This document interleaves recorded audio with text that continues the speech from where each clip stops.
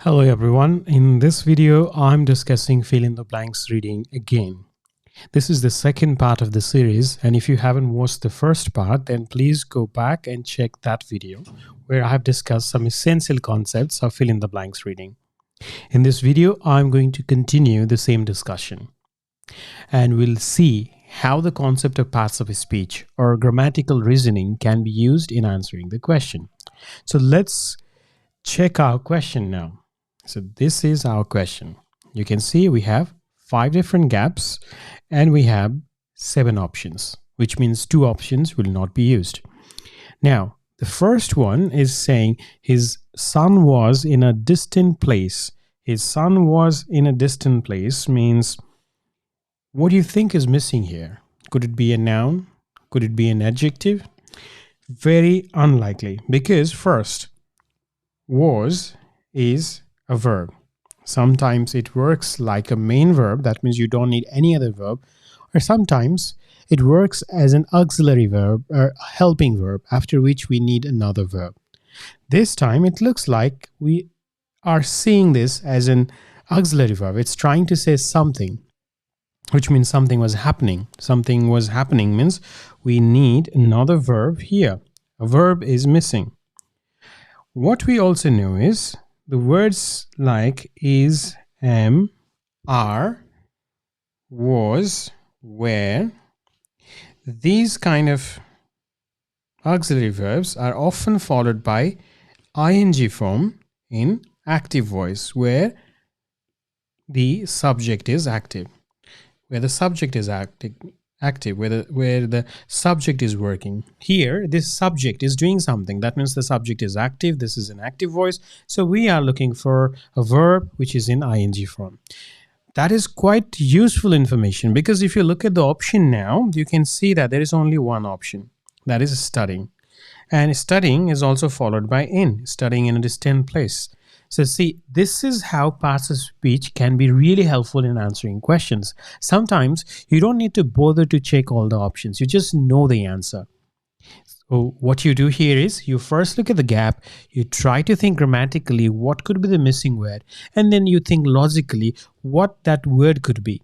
So because it says in a distant place, we thought maybe working, maybe studying, maybe doing something related to place. Right? And that's how we came to know that studying was the only possible option from the list of options, because it was the only word in the correct grammatical form and made sense as well. Going back to the question, we can see that studying is the correct answer. So we are going to drag and drop it now. Let's move on to the second one.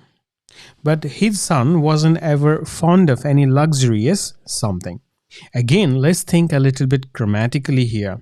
Luxurious means it's an adjective.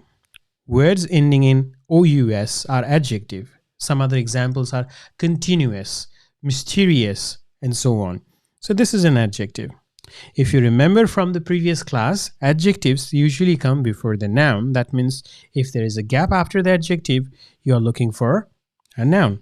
So this word is a noun and it can be luxurious. Now you go to the option and try to see how many nouns are there that can be called luxurious.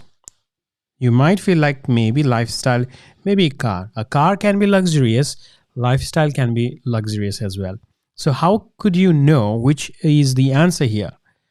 In some situation, you have to be patient and you have to go to the next question or the next sentence, because some of the questions can be answered only when you have a better understanding of the context, and it's a similar type of gap. So the point here is, in exam, if you can't immediately answer the question, don't spend your time thinking too much about the answer, but rather continue reading so that you save time and learn more about the given context. And we are going to do the same thing for now. We are going to go to the next question. And the next one, you can see the father and the son took a chariot and the entire town. They took the chariot, which is a horse-driven cart. So it's a kind of cart which is drawn by a horse. So what do you think they did after taking a chariot? You can see that they took a chariot and the entire town. So if you remember again from the previous video, and connects words in similar form. That means if the previous word was took a chariot, the second word will also be a verb and in past form, because took is a past verb. So this is another past verb missing here and related to going to the town, the entire town. They must have gone to the entire town. So if you look for a past verb, there is only one, visited. So our answer is visited. So again, you can see that in the option, there is only one grammatically possible answer. And that makes your job quite easier. You will not feel confused or distracted if you start practicing or answering question in this way. So now I'm going to drag visited to the gap. Let's drag it. Let's put it aside and let's drag it here. Visited. Now after that, we have another gap where what they're saying is they returned home after 2 days.